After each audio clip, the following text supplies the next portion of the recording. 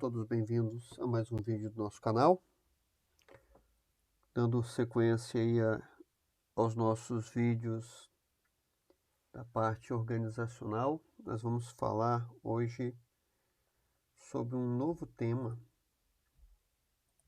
E esse tema é segurança psicológica. Talvez pouca gente tenha ouvido falar em segurança psicológica, mas vamos lá. É um bom momento para você se aprofundar um pouquinho mais no assunto. Conseguiremos abordar tudo? Claro que não. Mas pelo menos para você ter uma visão, e até porque tem empresas especializadas, tanto da parte de psicanálise, da parte de psicologia, quanto parte de RH, que dão um estudo mais aprofundado, preparam a sua empresa, preparam você para o mercado com essa visão de segurança psicológica. Mas eu quero trazer aqui uma abordagem assim, um tanto quanto superficial, mas que vai te dar uma boa visão do que é ter segurança psicológica. Então vamos lá. Hoje nós vamos falar sobre o que é segurança psicológica, os níveis de segurança, segurança no ambiente de trabalho, canal de escuta, ambiente, apoio, desenvolvimento, segurança psicológica, como alcançar e a relevância do tema. Então vamos lá.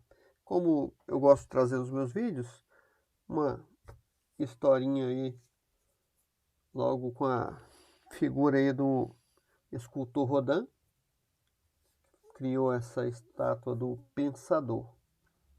Então, os gregos, eles prezavam pelo ócio, por ficar pensando, tanto que os grandes pensadores surgiram na Grécia Antiga.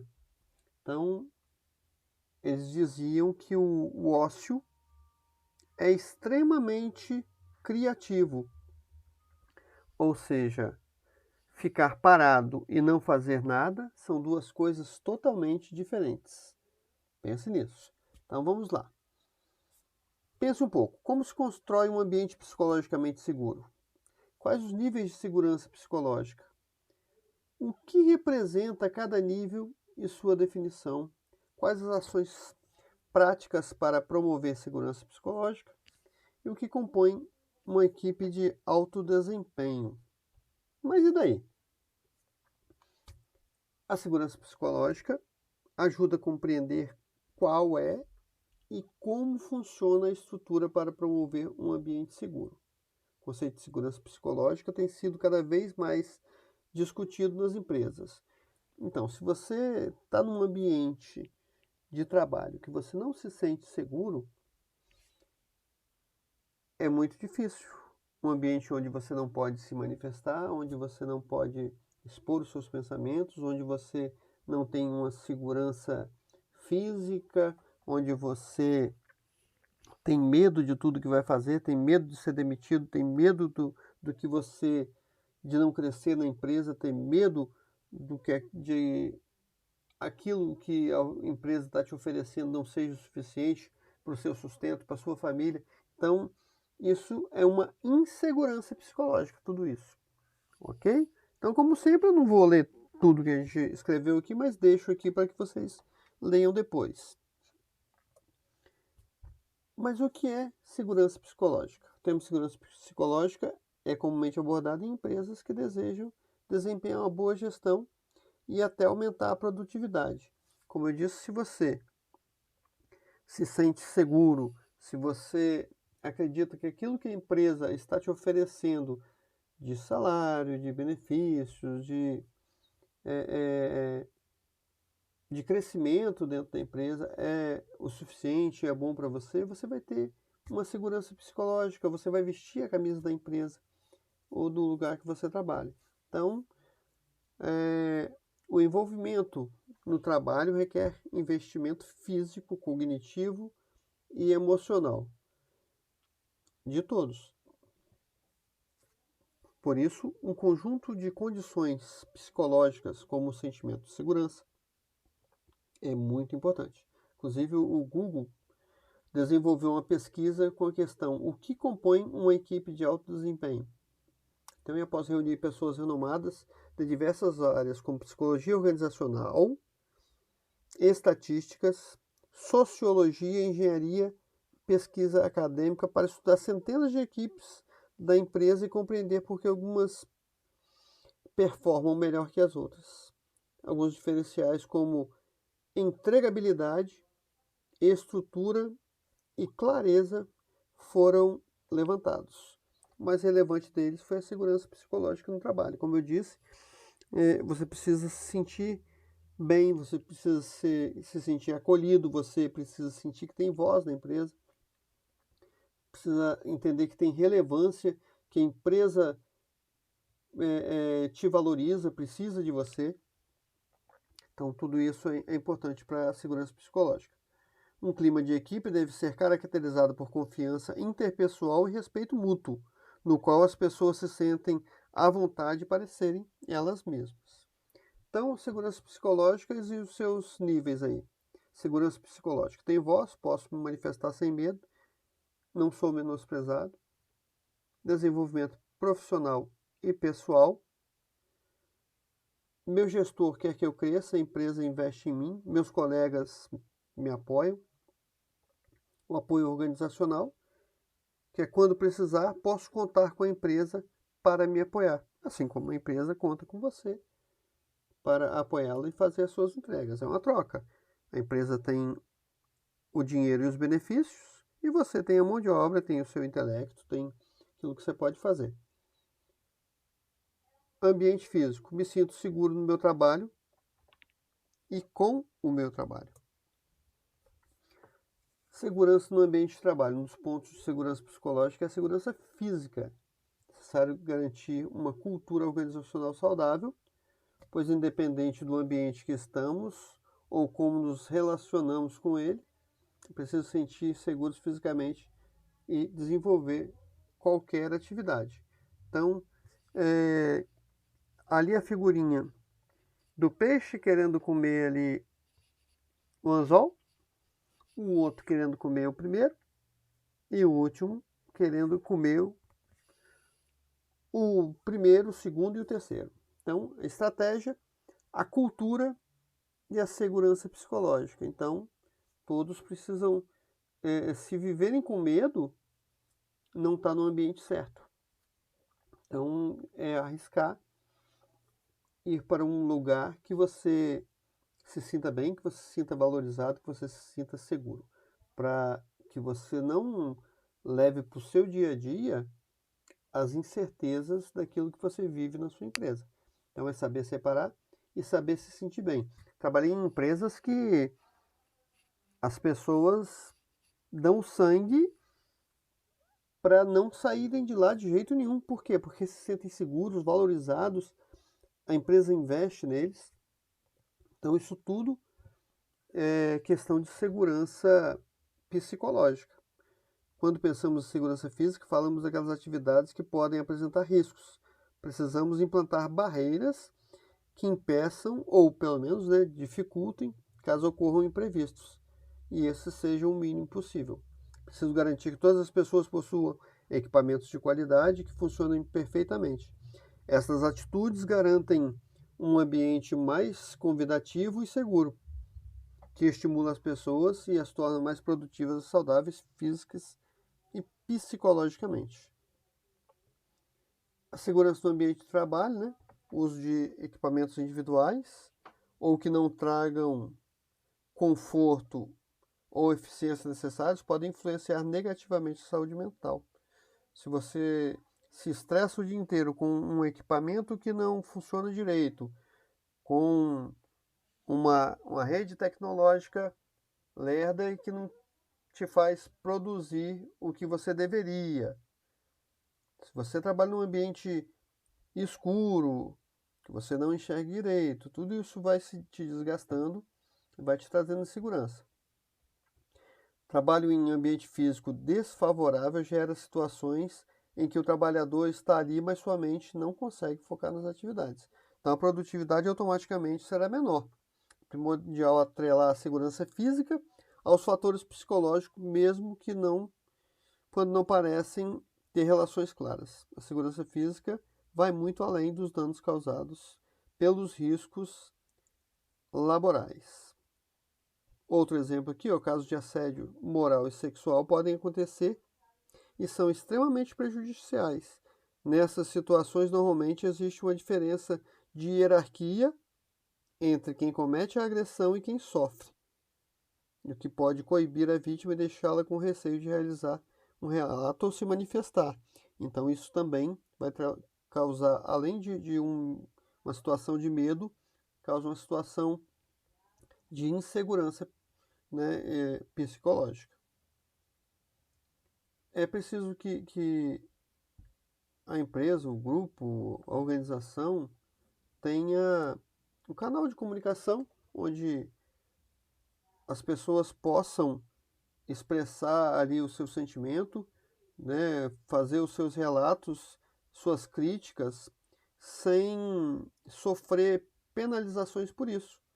Um canal de comunicação seguro, onde eu possa relatar algum abuso, onde eu possa expor a minha opinião, aquilo que é o meu sentimento, e eu preciso ter alguém para me ouvir nesse sentido.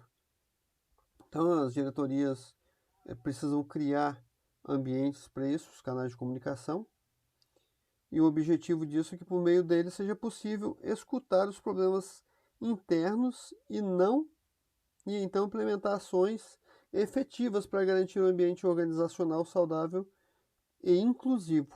Então, temos ali a nossa pirâmidezinha de autorrealização, status e estima, sociais, segurança e fisiológicas. Então,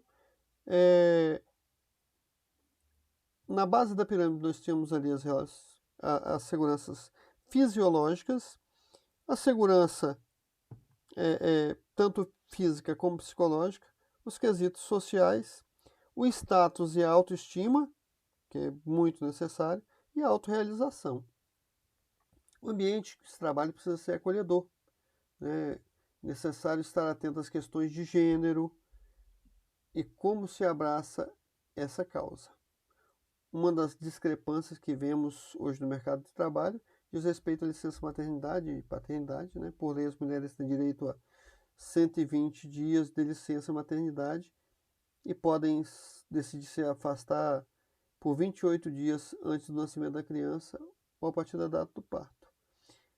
E o pai tem apenas 5 dias. Então, tem essas discrepâncias aí. É necessário que a empresa tenha uma forma de trazer essa segurança para o colaborador. Então, uma ação poderosa por parte da organização é garantir um equilíbrio nesse demais benefícios independente do gênero e demais características, e assim criar políticas de retenção de talento compatíveis ou superior ao aplicado no mercado. O apoio organizacional, como eu disse, trabalhei em empresas que as pessoas davam sangue para entrar e não queriam sair. Por quê? Porque tem segurança, tem ajuda, pode contar com a empresa, os benefícios que ela oferece são atrativos. Então, a política de retenção de talentos é muito forte. A empresa oferece transporte, alimentação, uniforme, previdência privada, vale alimentação, além da alimentação que já dá no ambiente de trabalho, e uma série de outros benefícios que fazem ela se sentir acolhida, segura, e pode transmitir isso para as outras pessoas e manifestar aquele desejo de nunca deixar a empresa. E isso para a empresa também é importante porque ela pode investir naquele colaborador e ele vai querer permanecer nessa empresa, ele nunca vai querer sair. Como eu disse, é o desenvolvimento pessoal e profissional. A empresa precisa investir nas pessoas, para o crescimento das pessoas. Muitas empresas apenas cobram que você tem que se desenvolver, você tem que crescer, você tem que melhorar, mas não te dão suporte, não te dão aporte para esses crescimentos. Se você quer mudar de área, se você quer atuar em outra área, você que corra atrás de treinamentos, você que pague do seu bolso, você que invista e não tem nenhum aporte, muitas vezes, da empresa. Isso faz o colaborador ficar desmotivado e muitas vezes ele se prepara, mas ele não tem o vínculo com a empresa porque o esforço que ele faz é muito mais dele do que a empresa para mantê-lo. Então, esse cuidado precisa acontecer. Muitas empresas têm medo de investir no colaborador porque ela pode se preparar tecnicamente para o mercado e o mercado levá-la, mas prefere ficar com uma pessoa despreparada dentro da empresa e que não vai ajudá-la no crescimento. Então, isso é um olhar que precisa ser mudado. Para quê? Para que as pessoas queiram estar ali naquele ambiente, elas queiram vestir a camisa da empresa, porque a empresa os valoriza. Mais à frente a gente vai ver algumas questões que eu trouxe do livro Pequeno Príncipe, que falam muito sobre essa situação de segurança psicológica. Então, como o próprio nome sugere, na liderança inclusiva é promover o desenvolvimento da equipe e permitir que todos aprimorem as suas habilidades e realizem as suas tarefas diárias, sempre tendo como objetivo o trabalho coletivo, a inovação, produtividade e, consequentemente, alcance suas metas. Liderança inclusiva é garantir oportunidades de crescimento e desenvolvimento profissional para todos. E isso é possível por meio da definição de objetivos tangíveis. Então, se você criar umas metas ou objetivos que você não consegue atingir, que são intangíveis, a equipe fica desmotivada, o colaborador fica desmotivado. Então, as metas precisam ser claras, tangíveis e o colaborador precisa de aporte, precisa de apoio para realizar essas metas. Liderança e a segurança psicológica dos times é primordial para que haja uma conexão sincera entre os líderes e as pessoas lideradas. Caso contrário, não haverá confiança mútua e, consequentemente, ninguém se sentirá segurança, nem de um lado e nem de outro. Então, segurança psicológica. O topo da segurança psicológica é o reflexo de todas as ações citadas anteriormente. Então, você precisa galgar todos esses degraus para ter segurança psicológica. Quando o colaborador possui essa segurança, existe o sentimento de confiança de que é possível expressar ideias, opiniões, sem julgamentos ou sofrer retaliações por isso. Quando a empresa se sente segura, ou a equipe se sente segura psicologicamente, as chances de assumir riscos e crescer, vencer, mitigar esses riscos é muito maior e os resultados para a companhia são muito melhores. Algumas empresas, durante o processo de seleção, trazem discursos, né, sobre a importância de ter um profissional arrojado, inovador e que pense fora da caixa. Mas depois que a pessoa é contratada, ela é podada. Ela não pode expressar os sentimentos, não pode expressar aquilo que ela quer fazer, o que ela acha interessante, porque ela quer um profissional que pense fora da caixa, mas ela não abre a caixa. Quando o profissional expõe o seu pensamento, ela restringe esse pensamento, ela castra. É importante que todas as pessoas se sintam livres para questionar ou sugerir outras rotas para as decisões tomadas. Ninguém tem 100% da certeza das coisas. As pessoas têm uma meta ou têm um alvo, mas ela pode trilhar um caminho muito mais fácil se ela ouvir aquilo que o outro tem a dizer. Então, ninguém está livre de errar e pode pedir opiniões, pode ouvir opiniões, nem por isso vai ser um profissional menor que o outro por isso. Segurança psicológica consiste justamente em criar um espaço, né, que permita e estimule as novas ideias. Como avaliar as pessoas no ambiente de trabalho? E a segurança psicológica consiste em segurança em se expressar, segurança em interagir, em aprender e em pertencer a algo. Você precisa ter esse sentimento, seu colaborador precisa ter esse sentimento, o seu chefe precisa ter esse conhecimento, né? As pessoas se sentem bem ao se pronunciarem e explorarem problemas, trazerem ideias e questionarem o status. Então, as pessoas se sentem bem ao fazerem perguntas, as pessoas se sentem apoiadas e valorizadas quando acreditam que ninguém irá prejudicá-las ou rejeitá-las por expor alguma ideia ou por questionar algo. Então, tudo isso precisa ser visto, revisto, trabalhado, melhorado, modificado o tempo todo. Como alcançar segurança psicológica? Estimular a confiança em expressar ideias e pensamentos, apoio para crescimento profissional, estimular planos de carreira, expressar suas opiniões, mesmo que muitas vezes divergentes, né? Incentivar que os colaboradores assumam riscos perante a equipe. O erro é usado para o crescimento da equipe. Todo mundo tem que estar certo o tempo todo? Claro que não. É preciso que a gente pense para errar o mínimo possível. Mas todo mundo erra. E hoje, por exemplo, a retomada das coisas está tomando uma proporção de rapidez. Com o crescimento aí das startups, o grande boom das startups, o que tem sido muito conceituado hoje é a palavra pivotear. Ou seja, está fazendo, não deu certo, muda rapidamente o sentido daquilo e começa de novo, pivoteia.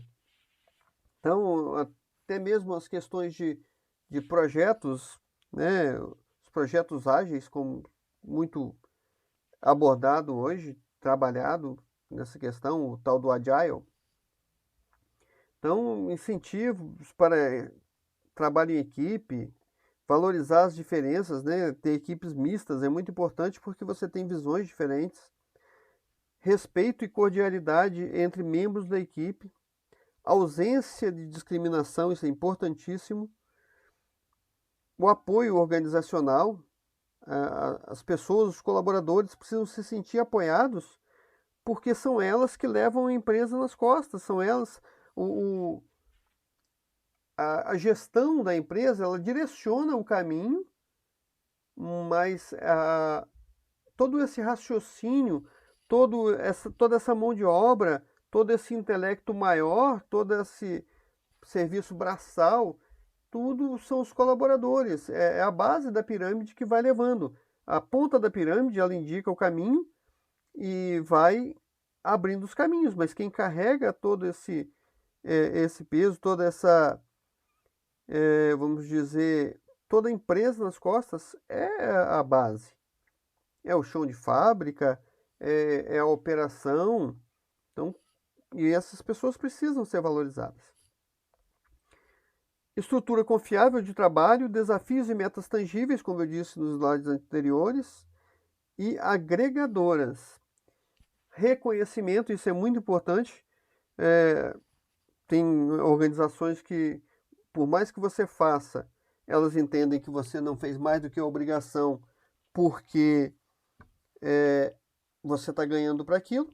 E por outro lado, se eles não têm reconhecimento, ela vai entregar só aquilo que ela foi contratada para entregar e pronto. Então, os dois lados perdem. Isso precisa também ser revisto. E o respeito de ambas as partes, tanto de baixo para cima quanto de cima para baixo. Como eu disse, lições do livro Pequeno Príncipe. Então, quando andamos em frente, não podemos ir muito longe. Ou seja, quando você cria um caminho e só quer trilhar por ele e não olha para os lados, para as outras coisas que você pode fazer, você não vai muito longe. Então, alcançamos as nossas maiores conquistas quando andamos em direções que vão além da nossa zona de conforto. Às vezes é necessário recomeçar a trajetória, como eu disse, o termo que utilizam hoje no meio de startup é pivotear, pois não prestamos atenção em todas as coisas valiosas que há pelo caminho. Segunda frase aqui, ó, suporte as larvas se quiser conhecer as borboletas. Você não deve se lembrar, mas para ficar em pé no seu calçado, hoje em dia, você precisou caminhar, você precisou se segurar, se apoiar nas coisas, você gatinhou primeiro, você tentou se equilibrar até chegar à forma de você caminhar. Então, isso são etapas que precisam ser vencidas, são degraus que precisam ser subidos. A sociedade valoriza os números. Então, veja bem, vivemos em uma sociedade que valoriza mais o ter do que o ser. Quando a gente apresenta um namorado, amigos, parentes, como médico, como empresário, como engenheiro, e nunca como carinhosos, educados, tolerantes, porque são os números que atraem, são o que as pessoas têm e não o que elas são, que chamam mais atenção. Isso não é um nem outro, é todo mundo. Assim, todo mundo, estou generalizando, mas a grande maioria, os números atraem, mas só eles não dizem nada, nem na matemática. Poder. Ele não sabia que para os reis o mundo é muito mais simples. Todos os homens são súditos, para quem tem ou almeja o poder nas mãos. O resto é bajulação. Aqui a frasezinha. Os reis precisam bem mais dos seus súditos do que os súditos de reis. Por quê? São os súditos que pagam os impostos, são os súditos que servem o rei, são os súditos que trabalham em prol do reino. Porém, por outro lado, se não houver a direção do rei, os súditos ficam perdidos dando cabeçadas, sem saber para onde ir. Então a frase aqui embaixo está nesse contexto que os reis precisam bem mais dos seus súditos do que os súditos dos reis, mas isso tem uma ambiguidade aqui, e eu acho que é bem relevante que um precisa do outro, assim como todos nós precisamos um do outro no nosso dia a dia. É preciso exigir de cada um o que cada um pode dar. Não exija mais dos outros do que eles podem te oferecer. A pressão que você pode fazer naquela pessoa é fazer ela produzir muito menos, porque as pessoas, da grande maioria, não sabem trabalhar sob pressão, não aguentam pressão e têm os seus limites. Se ela não está alcançando aquilo que você quer, talvez aquilo não seja para ela. Não cobre dos outros aquilo que eles nunca prometeram te dar. Também não se preocupe em oferecer algo que não te pertence. Todas as coisas só possuem valor se vierem sem cobranças.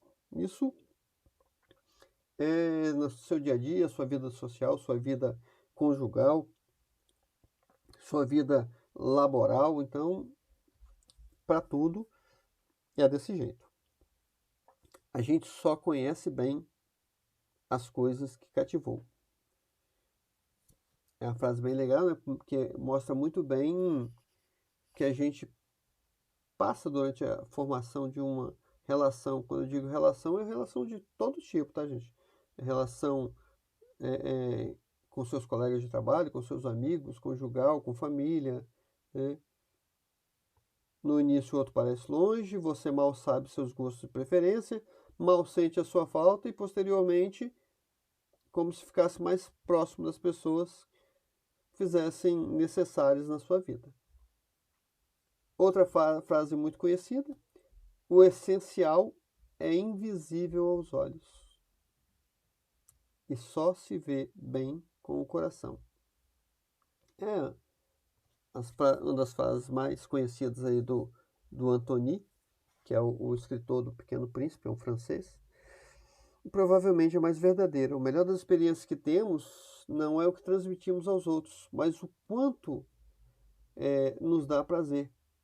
Freud falava, né, sobre o princípio do prazer e que a vida se resume em duas coisas, que é o prazer ou o desprazer. Você sempre vai procurar estar muito mais perto daquilo que te dá prazer, seja alimento, seja pessoas, seja trabalho, seja dia a dia, e se afastar mais daquilo que não lhe dá prazer.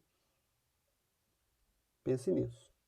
Todos já fomos crianças, mas pouco lembramos.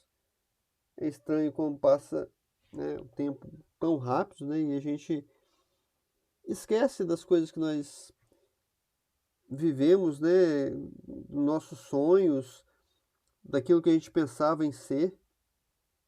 É preciso muitas vezes a gente olhar para dentro da gente e lembrar que a gente é de verdade. A gente não é uma máquina, não é levanta, trabalha, estuda, come, dorme, volta de novo, começa tudo de novo.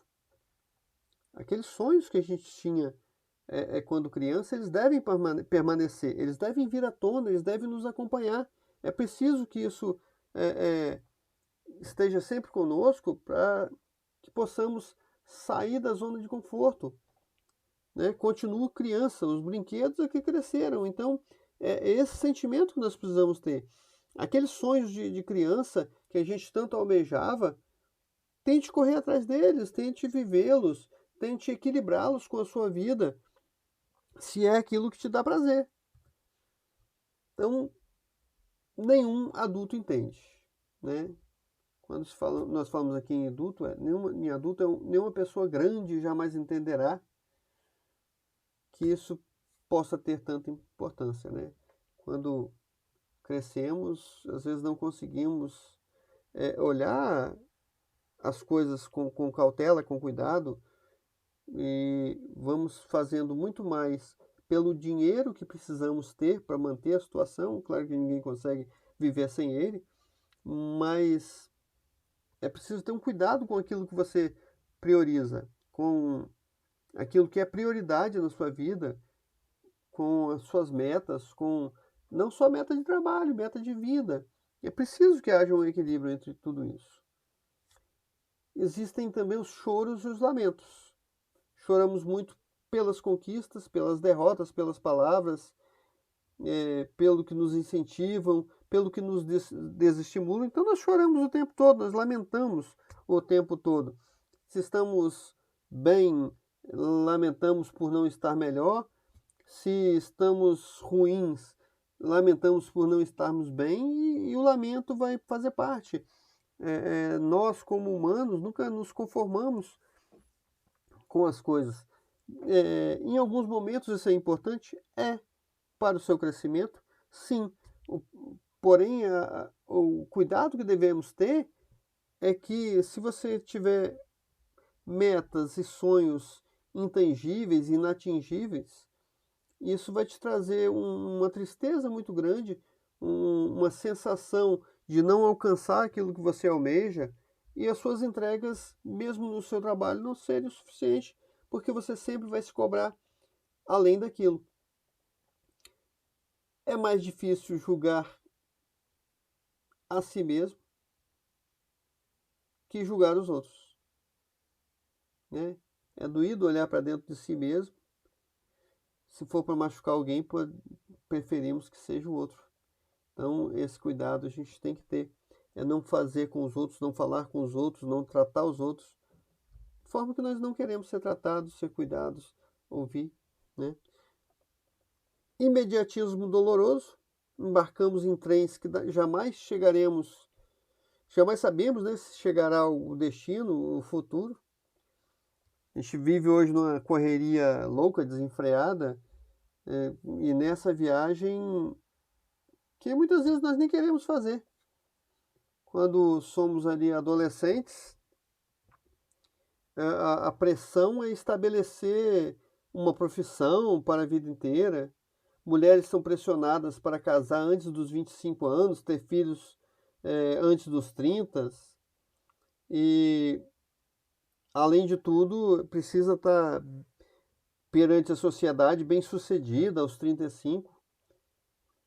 Os homens têm a prerrogativa de sair da casa dos pais enquanto são jovens, ter uma carreira promissora, carro do ano. E um detalhe que precisa chamar a atenção é que as pessoas focam tanto nisso, que é o homem nunca, jamais pode recusar sexo. Isso é vida? Não. Isso é um fluxograma que foi desenhado para você seguir os passos e não faz o menor sentido. Então, espero que todas essas palavras que eu falei fiquem bem gravadas e que todos almejem chegar a essa segurança psicológica, ter essa segurança psicológica tanto no meio colaborativo, com sua vida secular, sua vida cotidiana, com familiares, com família, no seu relacionamento, em todos os aspectos da vida, essa segurança psicológica é primordial e é necessário que as pessoas entendam isso, e não só pessoas comuns, pessoas de poder aquisitivo menor, subalternos, subordinados, mas todos. O dono da empresa, o diretor, o presidente, o gerente, ele precisa ter esse olhar para ele e para os seus subordinados. E o colaborador precisa ter isso em mente para que ele trabalhe em um ambiente que seja psicologicamente saudável e seguro para ele, para que haja uma relação ganha-ganha. Seu colaborador ganha, a empresa ganha. Na sua vida cotidiana, conjugal, precisa ser a mesma coisa, todos precisam ter essa sensação de prazer. Então, uma frase bem legal é: trabalhe naquilo que você gosta, ou melhor ainda, naquilo que te dá prazer, e nunca mais terá que trabalhar um dia só na vida, porque todo dia vai ser como uma diversão, como um prazer. Ok? Ficamos por aqui. Espero que tenham gostado desse vídeo. Espero que ele venha somar muito na vida de cada um que assistir. Quem ainda não está inscrito no canal, se inscreva. Acione ali o sininho para receber as notificações. Assistam os demais vídeos, tem muito vídeo legal. E nos vemos no próximo vídeo. Muito obrigado por estarem comigo até aqui. Forte abraço a todos.